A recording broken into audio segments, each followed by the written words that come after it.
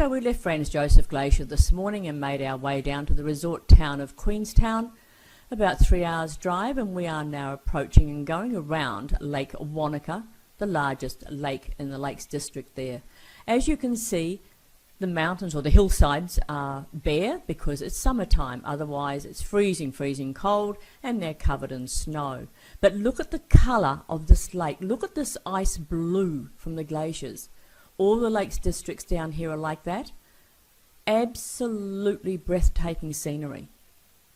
So as we make our way around and approach Queenstown, Queenstown is actually situated on the inlet of Lake Wakatipu. So we'll just show you this as we head off to Lake Wakatipu and Queenstown. So this is our first sighting of Queenstown after we've located our accommodations, and we're going up on to the chairlift and the gondola, and these are the skydivers that come down, and this is the park opposite where we are. We stood here and watched this for some time just to see them come on in.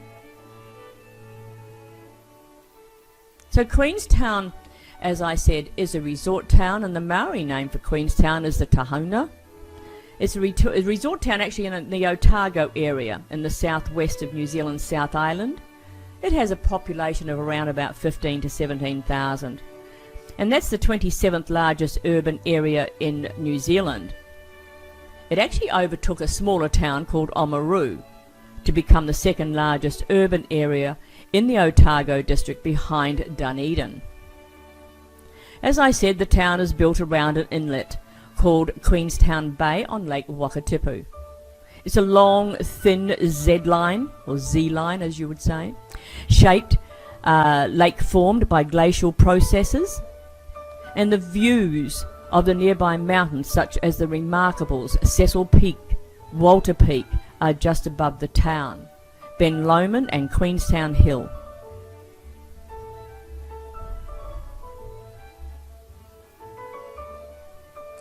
Alright, so we have now gotten the gondola up to the top of the small range that is there. This is 450 metres above the township of Queenstown. You know, this is a magnificent, magnificent area. As Rudyard Kipling once said, he suggested that this was one of the 8 wonders of the world. I'm just going to let you look at the scenery as I talk and give you some information about Queenstown. Queenstown and the surrounding area, as you know, contains many locations used in the filming of the Lord of the Rings film trilogy. Locations used include Paradise and the near township of Glenorchy at the head of Lake Wakatipu. A lot of people now, of course, have heard more and more about New Zealand because of the Lord of the Rings. Beautiful locations they used, only found here in New Zealand. The area was actually discovered and first settled by the Maori people before non-Maori arrived, and the first non-Maori to see Lake Wakatipu, which is where Queenstown is, remember, was European Nathaniel Chambers, who was guided by Rico, the chief of the Taru over the Waimea Plains and up the Matua River in September of 1853.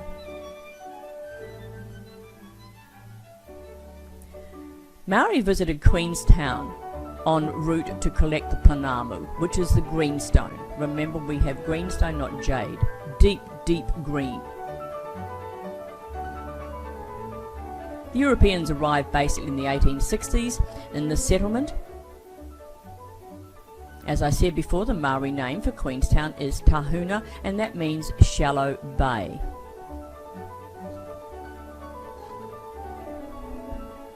The Queenstown Lakes District actually has 8,704 square kilometres or 3,361 square miles, and that's not counting its inland lakes like Lake Hawera, Lake Wakatipu and Lake Wanaka.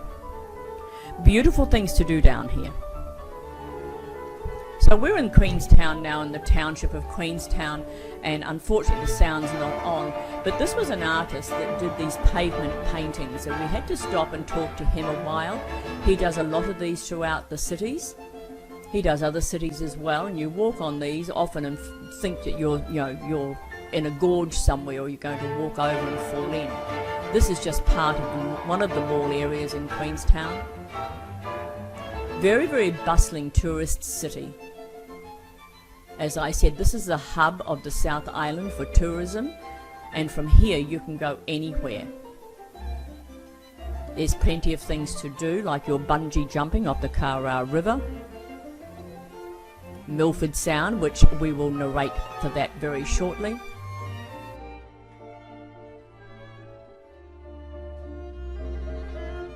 This is the second day, and today is a long day. It's a tour to Milford Sound, some 13 to 14 hours.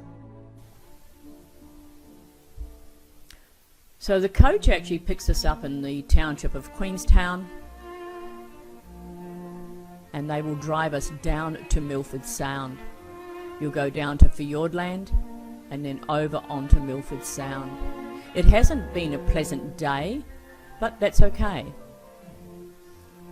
You can see as we travel down that this area is extremely flat, and that's because many, many years ago this was a glacier.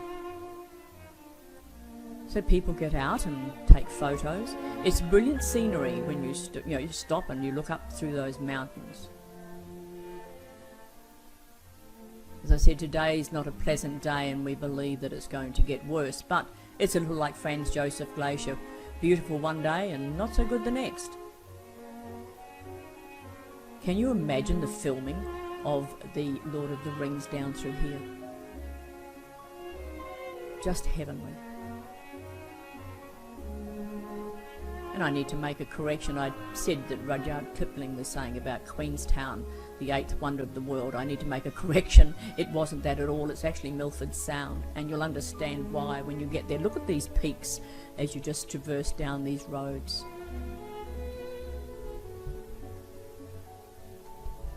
Just while we're travelling, I'll just give you some information.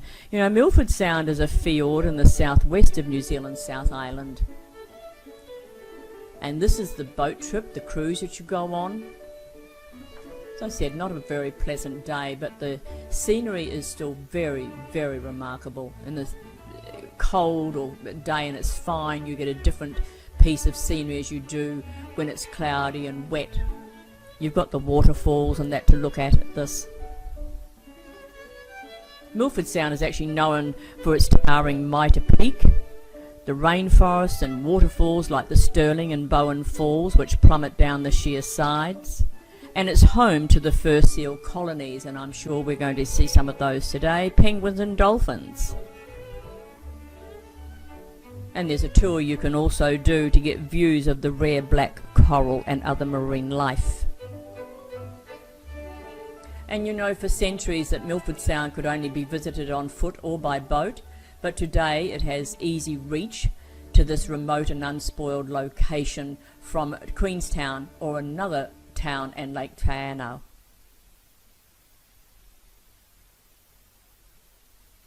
The fjord cliffs rise vertically from the dark waters. Mountain peaks, as you can see, scrape the sky, and waterfalls, which you will see, cascade down. And these are downwards from as high as 1,000 metres. When it rains in Milford Sound, and it usually does, those waterfalls multiply with magnificent effect. Forgettable journey into Milford Sound and discover its pristine natural beauty. And it certainly is. You do the cruise on Milford Sound, and this is basically what you see. It's the fjord, and there's just mountain peaks on either side. It was extremely cold today, but still worth the trip and still worth seeing, as Rudyard Kipling said, the eighth wonder of the world. So Milford Sound, a few more little facts for you. At the widest point, out towards where the ocean comes in, it's about 2 miles wide, and it extends inland for 12 miles. From the heights of Mitre Peak, which is 5,500 feet, and Pembroke Peak, 6,700 feet, the valley walls plunge steeply beneath the water, reaching depths of around 1,680 feet near the fjord's head.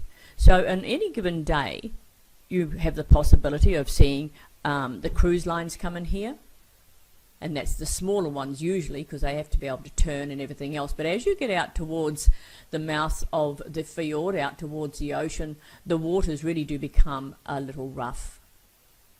Very, very calm waters normally inside here. And if you're lucky to get it on a brilliant day where it's clear blue skies, the sun shining, you see a different sort of Milford Sound. But I understand why Lord of the Rings was filmed in these locations with this mist. It has an awesome about it.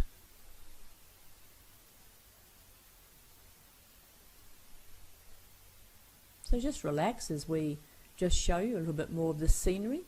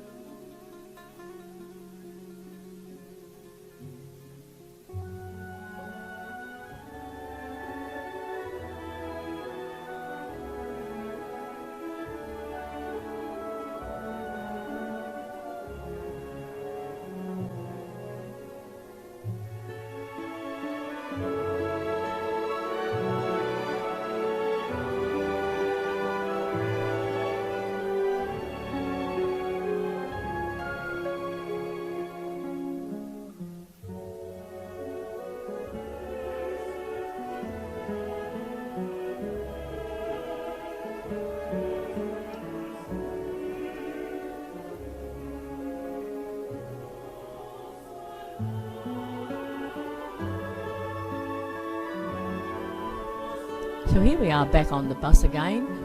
As you can see, the rain has set in, but then if you don't have rain, you don't have this beautiful, beautiful, look at these waterfalls. So we've finished the cruise on the Milford Sound, so we did the 12 mile in and 12 mile out with our lunch. And here we are headed back into Queenstown. As I said, the scenery changes and this is magnificent, even though it's wet with all these waterfalls cascading down the peaks.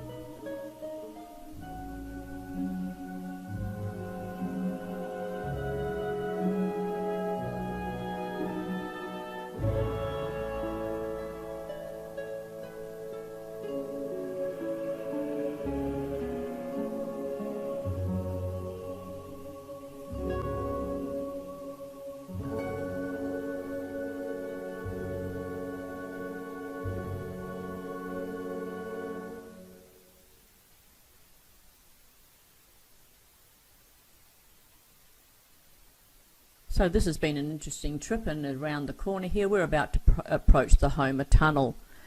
When the buses are on the road, the lights are on, and it's only the one-way traffic because the buses have to go down the centre of the tunnel. So you wait. Well, we were lucky actually. I don't think we're going to need to wait all that long. I'm going to talk just as we start off and go through this tunnel. There's some interesting facts about the Homer Tunnel. So William Homer and George Barber actually discovered the Homer Saddle in 1899 and suggested that a tunnel through the saddle would provide access to Milford Sound. As you can see, we're approaching this now, and this part of the tunnel is there, so the snow and everything else is not on the road, so you can actually get into the tunnel. So government workers began the tunnel in 1935. It's 1.2 kilometres long. It's in the Fiordland region of the South Island, New Zealand, and opened in 1953. State Highway 94 passes through the tunnel, linking Milford Sound to Queenstown by piercing the Durand Mountain Range at the Homer Saddle, and it connects between the valley of the Hollyford River to the east and the Cledau to the west. The tunnel is straight and was originally a single lane and gravel surfaced. The tunnel walls remain unlined granite. The east portal end is 945 metres in elevation, and the tunnel runs 1,270 metres at approximately a gradient of 1.10 down to the western portal. Until it was sealed and enlarged, it was the longest gravel surface tunnel in the world. You know, there were people unfortunately killed during the progress of this tunnel. Like most big projects, there are some things that happen. There was actually 3 people killed by avalanches over the coming decades.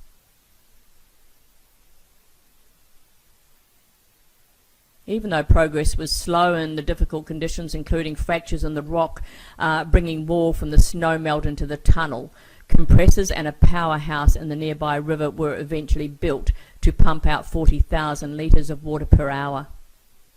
Work was also interrupted by World War II, though the actual piercing of the mountain had successfully been achieved in 1940. An avalanche in 1945, which actually destroyed the eastern tunnel portal. So as I said, the completion was then delayed until 1953.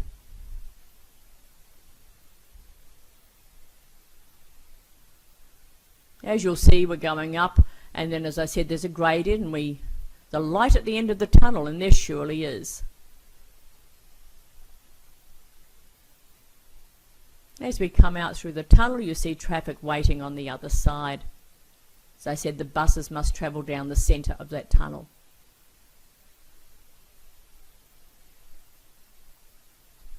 So we've gone through the mountain and through the saddle, and here we are back on the road heading towards our Queenstown stop. This is truly magnificent scenery through here. That means that it's an open road sign. So the speed, we still have a speed limit, but it's the open speed limit.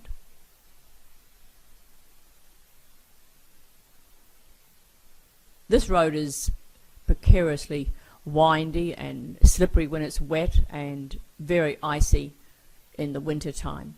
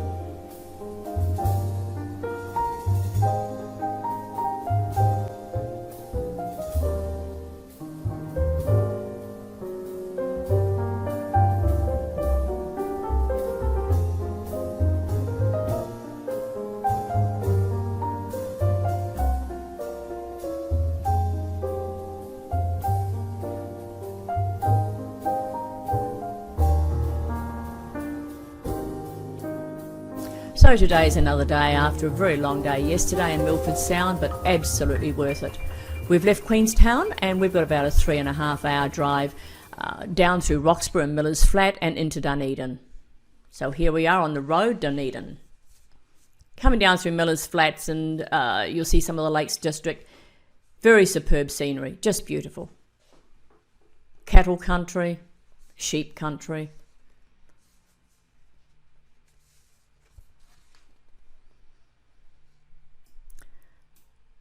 So this is our day, and here we are in Dunedin. This is the famous Edwardian railway station for Dunedin.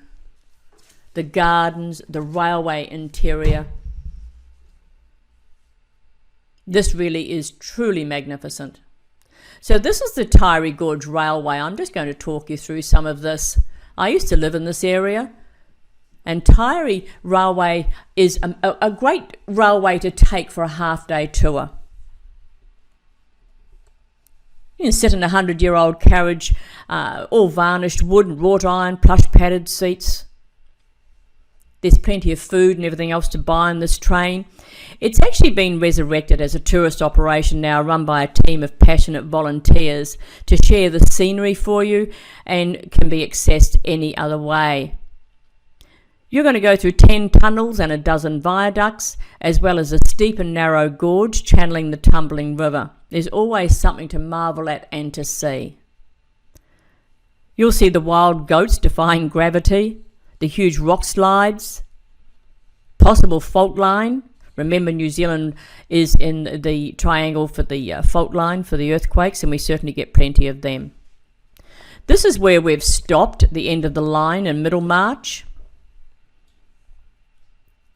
And this is now coming back on our return journey. The viaducts are steep. And that's one tree, been there for several thousands of years. The only tree sitting there. It's amazing.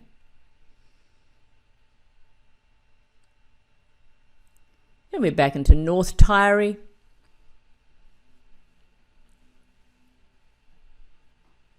This is certainly worth the half-day trip. Well, here we are another day in Dunedin, and we have gone out to Larnac Castle. This is a must-see and do if you are in Dunedin. Remember, Dunedin is very Scottish. Larnac Castle was actually built in 1871 by William Larnac. He was a merchant baron and politician, and he built it for his wife Eliza. Interesting facts: it took more than 200 workmen 3 years to build the castle shell, and master European craftsmen spent a further 12 years in doing all and embellishing the interior. They spared no expense on his dream home, which features the finest materials from around the world, as you can see through these photographs. It went through a period of disarray at some stage,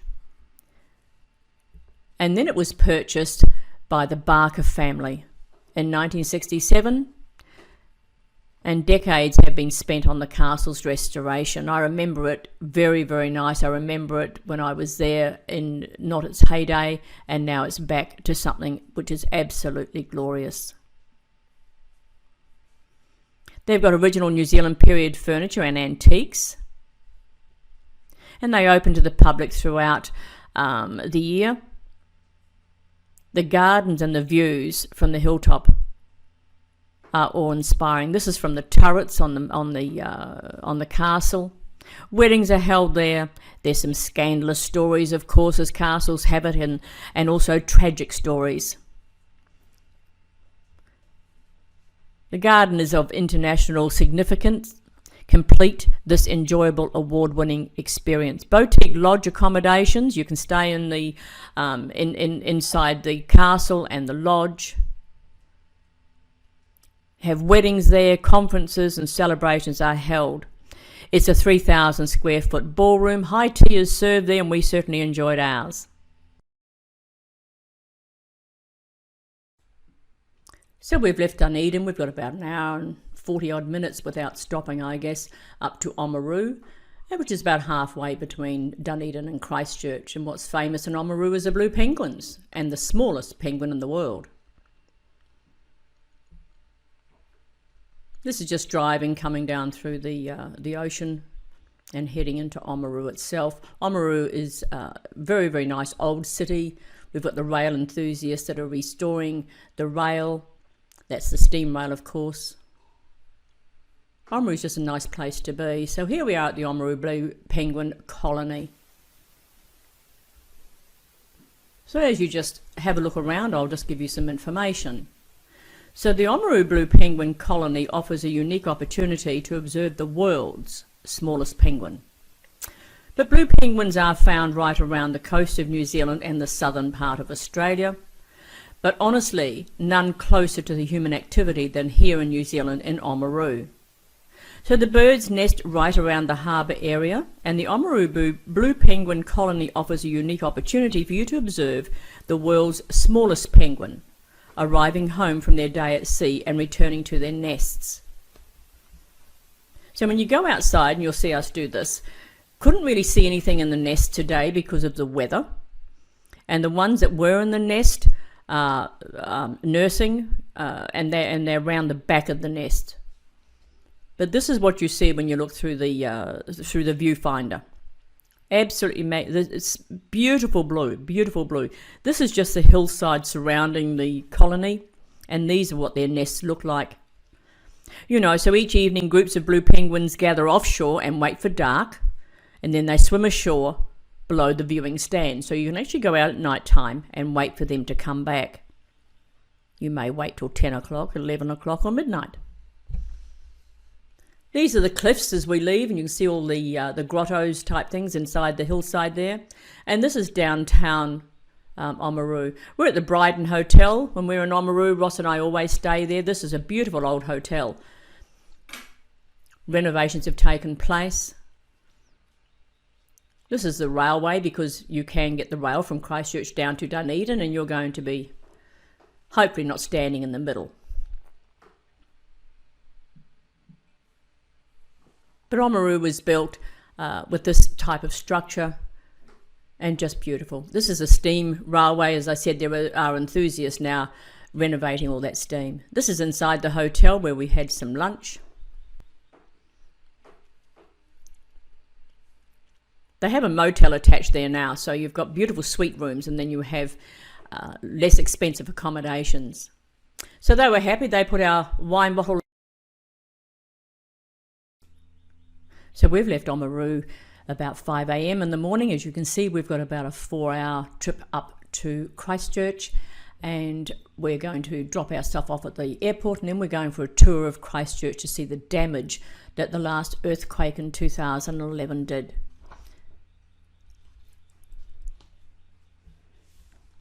Although there's been a lot of progress made, that earthquake in 4th of September 2010 was fairly large, but the one on Tuesday, the 22nd of February 2011, was a magnitude of 6.5 and caused severe damage in Christchurch. And this is the harbour in Littleton. 185 people were killed, and several thousand were damaged.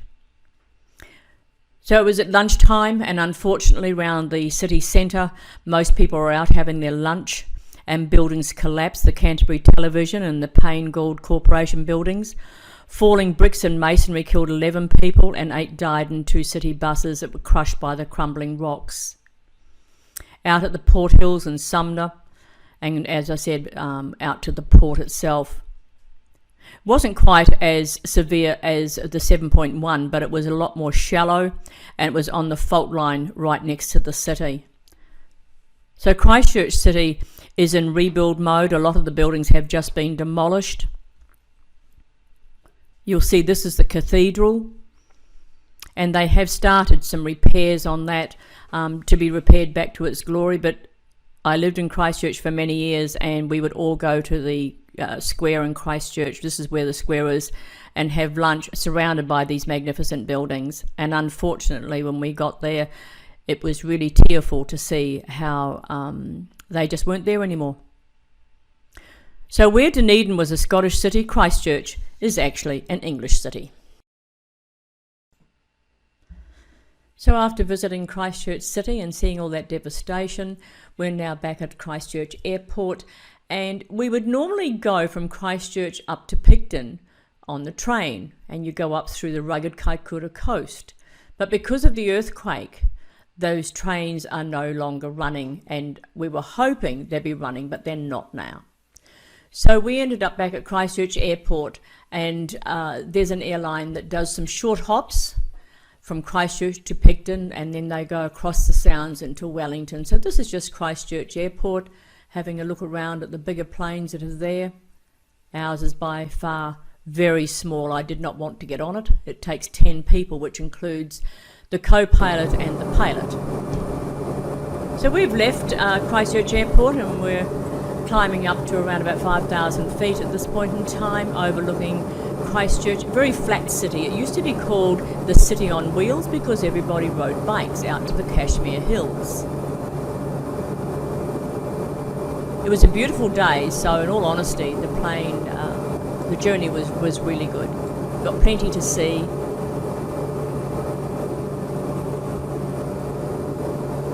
We had a female pilot, and Ross was very lucky. He got to sit in the front of the plane, so he's the one doing all this videoing and has got some fabulous shots for us to look at from this plane.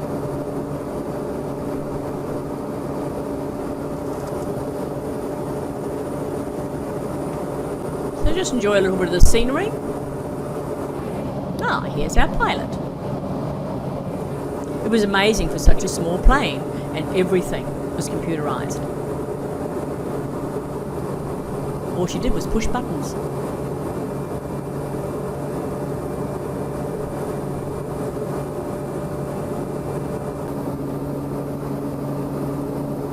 As I said, it's a 10-passenger plane. All the luggage is in the back. These people were out of the Philippines.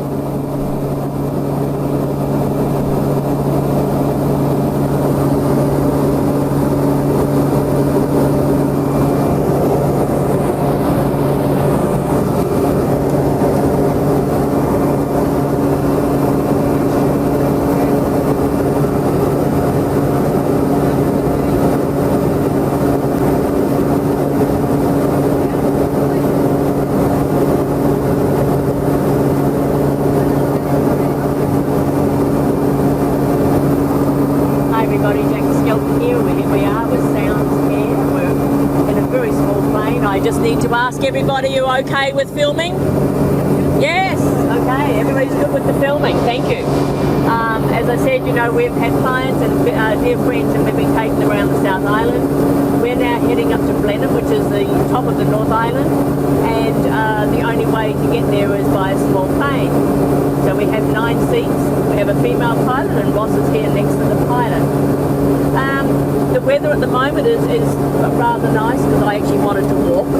But anyway, we're going out over some water, and it's about a 50-minute flight. And Blenheim is at the top of the South Island. We'll get a coach for about a 20-minute trip into Picton, and Picton is where we'll get the ferry tomorrow. That will take us into Wellington. So plenty of filming and some stuff hopefully to post tonight as well. But as we go from Picton into Wellington, we will go through what's called the Maori Sounds.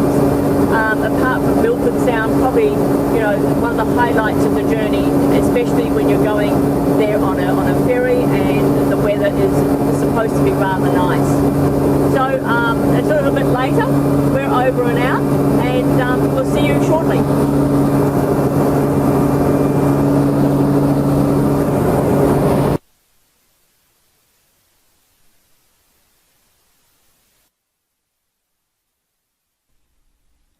So we're not far out of landing in Blenheim. You're going to get a nice view at the moment of the top end of the Southern Alps as we approach the top end of the South Island in New Zealand.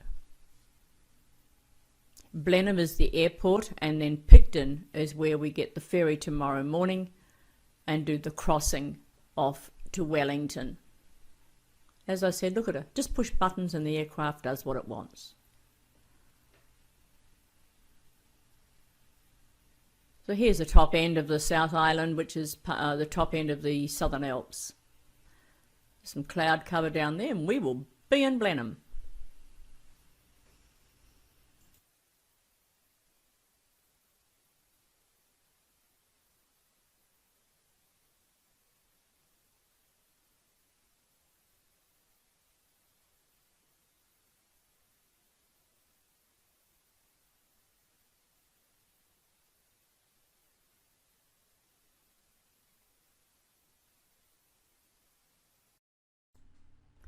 So after overnighting in Picton, we're heading off to the ferry, which will take us through the Cook Strait and into Wellington, about a 3.5-hour journey. So Marlborough Sounds crossing to Wellington. When we go from Picton into Wellington, we go through what's called the Marlborough Sounds. This is just at the ferry terminal in Picton, waiting for our departure. The ferry is a car ferry and the train ferry and passenger ferry. The Marlborough Sounds is a wonderful place on a nice clear day. I'm just going to show It's actually an extensive network of sea-drowned valleys at the north end of the South Island of New Zealand, and they were created by a combination of land subsidence and rising sea levels at the north of the South Island of New Zealand. Pristine area through here, especially on a nice day. So the Sounds is a collection of ancient sunken river valleys filled with the waters of the Pacific Ocean. Forested hills rise steeply from the sea, around an intricate coastline of sheltered inlets and sandy bays. The area actually has three main bodies of water. That's the Queen Charlotte, the Kenepuru and the Pelorus Sounds. The Department of Conservation manages over 50 reserves in the scenic playground.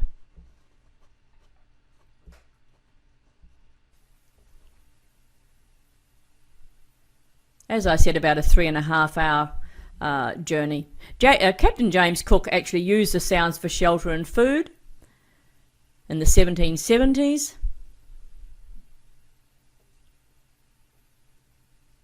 You know, back in the early days too, for the Maori people, the Sounds gave great shelter to them as well.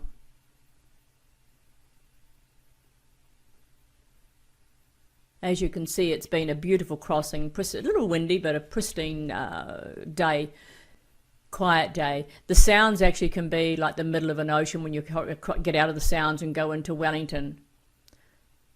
We've actually had a shipwreck going into the harbour of Wellington, and that was the Wahine that went down. All because the captain didn't take notice of the fact that Wellington Harbour is not a simple harbour to get into. It was a storm. This is actually coming in to Wellington.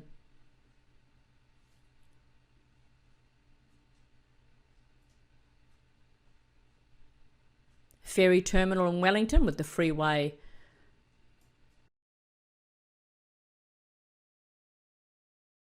It is. Hi everybody. Well, here we are. We made it to Wellington yesterday on the ferry crossing. It was a beautiful day, wasn't it, David? Yes. A bit windy, but the crossing was really, really nice. For those of us who have lived in New Zealand, as we know, the Cook Strait can be worse than the middle of an ocean. In fact, the night before they cancelled 2 ferries. So Gary and Diane, so we've got some home life here, which is really, really nice to be in somebody's home, and especially for clients and friends that have never been here before, they get to experience the culture. So Gary used to work with my brother at the army, and still very, very good friends, and Diane, his wife. So they're, you know, very, very nice people, and we've had a wonderful time so far, and it's only been one day. So I'm going to introduce them to you. Gary, say hello to everybody back in the US. Hello, United States of America. Hope all is well, and we've got some great ambassadors of your country visiting us. Thank you very much. Diane. Hello. You guys haven't been to the States yet, have you? No. You missed the last trip, so yeah, so you're going, so that's okay. So they'll be over. Whereabouts are you going to? Orlando. Fort Lauderdale. Fort Lauderdale. Las Vegas. Las Vegas. San Diego. And Palm Springs. And Palm Springs. Oh, you'll have a nice time. That'll be excellent. Yeah. So it's all right. So, David, how are you going so far? Well, you didn't have to get up at 5:30 this morning. Much nicer.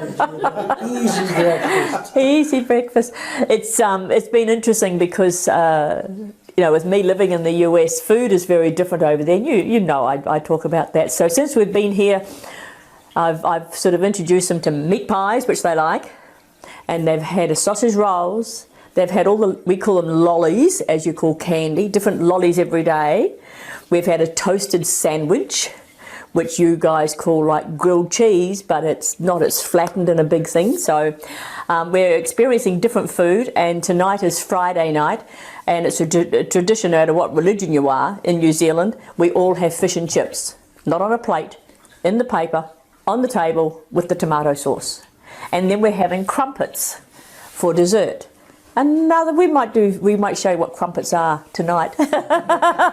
So we're off to Wellington today. They're going to go to the Te Papa Museum. We're going to do the cable car and have a look around Wellington City.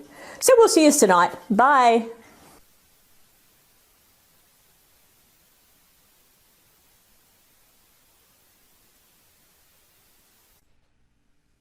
So here we are in Wellington, and we're actually at the Te Papa Museum. So one of the must-do things in the North Island of New Zealand is the Te Papa Museum. Our clients are going in there. We're going to do a couple of things, but it's going to take them at least a couple of hours, and honestly, they won't see it all. So here we are, down Street, Manners Street, one of the main streets in the Wellington area. A little bit of information on Wellington, though. It is the capital of New Zealand and has been since 1865. It's New Zealand's southernmost city in the North Island, and we came from the Cook Strait, southernmost, up to the northernmost area yesterday. Lambton Quay, Manners Street, these are all the main parts of Wellington. As I said, it is our nation's capital. So the Te Papa Museum, all our business district is here and the government seat is here, and this is located at what is called the Beehive.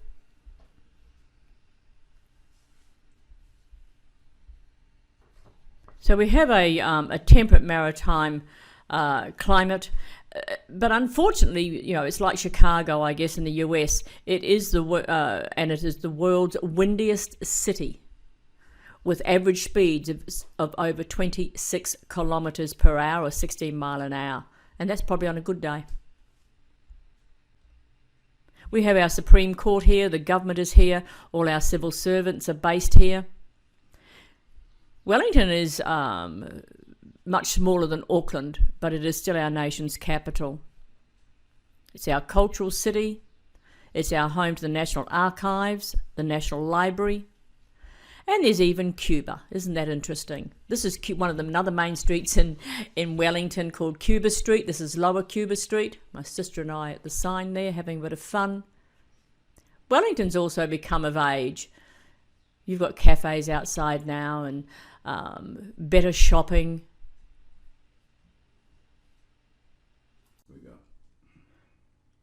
So we're just finishing our little city tour and we have arrived at the cable car. So this is a cable car entrance at the Lambton Quay end, which is the city end. And we're going to make our way up to Kelburn. And this is going to conclude episode 2. And episode 3 is going to begin when we get to the top.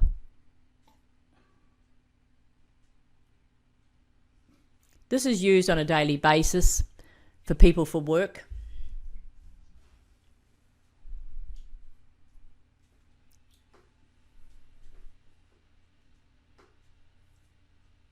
We have the city on one side and we have residential surrounding the cable car as well.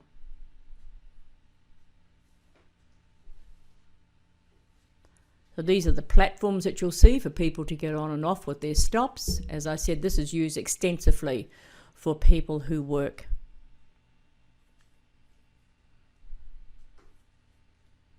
The tunnels are lovely. They've got these lights going on and off in the tunnels. I guess it detracts from, just the plainness of a tunnel.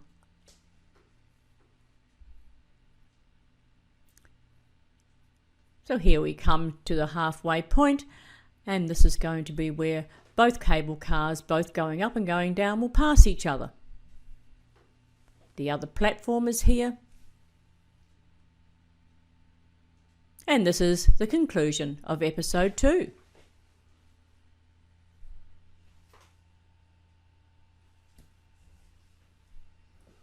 As we continue to make our way up to Kelburn, it takes about a 5-minute ride to get up there.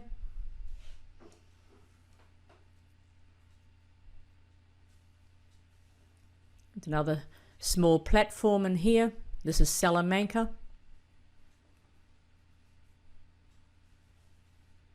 It is amazing how many people use this as their transportation network to and from work every day.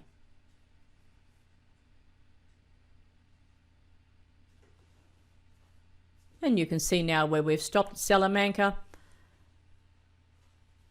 and at the top end up there is Kelburn, where we will stop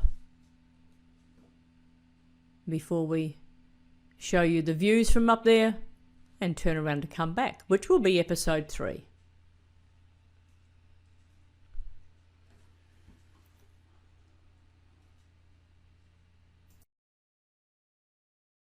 E papa wai ari Tākune mahi Tākune mahi e Tūkoramata Ia ue